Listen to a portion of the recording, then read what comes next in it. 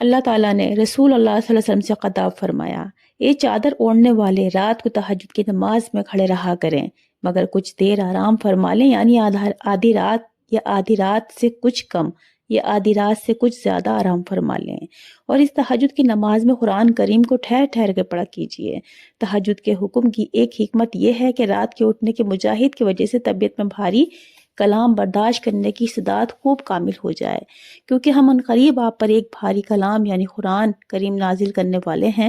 دوسری حکمت یہ ہے کہ رات کا اٹھنا نفس کو خوب کچلتا ہے اور اس وقت بات ٹھیک نکلتی ہے، یعنی خیرات، ذکر اور دعا کے الفاظ خوب اطمینان سے ادا ہوتے ہیں اور ان اعمال میں جی لگتا ہے۔ تیسری حکمت یہ ہے کہ آپ کو دن میں بہت سے مشاغل رہتے ہیں جیسے تبلیغی مشغلہ، لہٰذا رات کا وقت یکسوئی کے ساتھ عبادت اللہ کے لیے ہونا چاہیے۔ سورہ مزمل آیت نمبر 1 اور 7۔